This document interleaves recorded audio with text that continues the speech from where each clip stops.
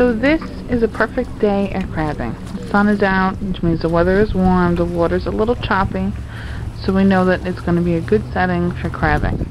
As you can see, our lines are already set out.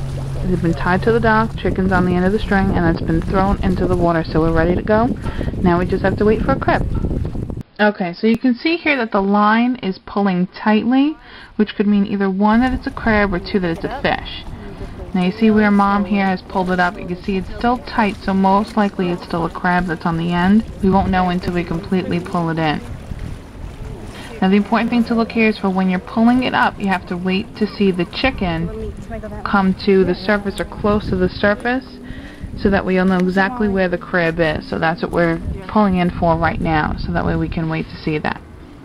Depending on how long the line is, it may take a minute or two. You don't want to pull too fast or too slow, because the crab will either let go if it's already taken its share of the bait, or if it's too quickly, it will feel the jerk and it will let go. Now here the crab is coming up to the surface. You gotta wait to get close enough.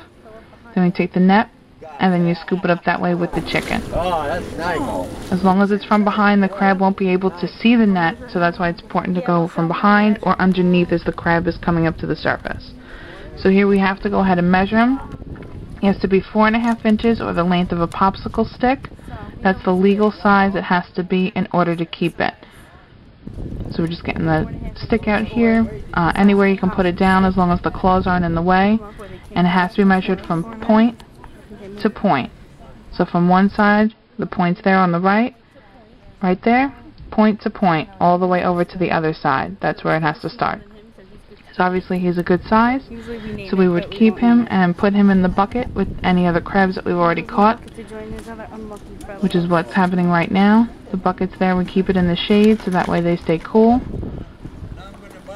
And then we flip over the net and put the crab in the bucket. Sometimes he will come out easily, sometimes he does not. If he gets caught, if his legs are caught within the net, or his claws, which is what's happening here now. So you have to very carefully do that, so that way he doesn't get you with his claws, his two big claws. And then once he's loosened up even just a little bit, he'll start moving around, and then you'll be able to drop him into the bucket. So he's moving there, so he's a little bit loose, and then trying to make sure that the other claws of the other crabs don't get him. Okay, so this is what crabbing looks like from a distance when you're not right on top of it, so you can get an idea of how the process works. The line is tied right now, so we know there's something on the end of it, so we're pulling it in, again at a very decent pace. We don't want to go too fast or too slow. What happens is we get the line up, and then we'll go ahead and net the crab. And what you see here where the line just went slack, the crab seems to have let go. So we just wait a moment, we let the line sit, then we try it again. And you see here how it's tight again? That's how we know the crab is still on it.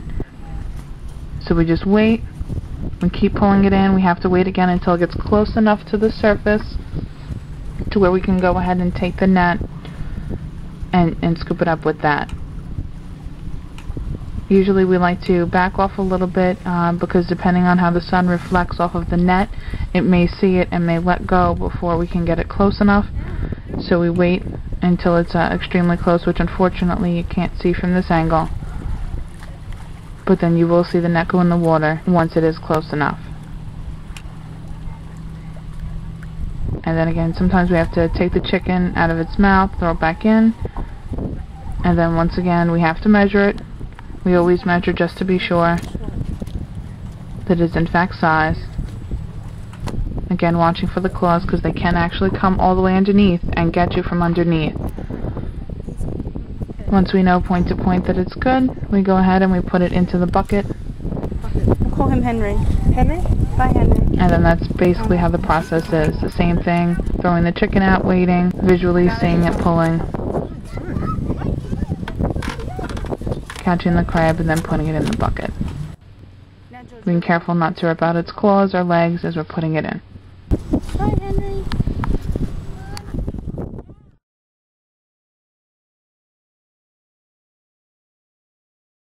Video. I don't know what It's pulling, Mom, right now. Well, shut it off.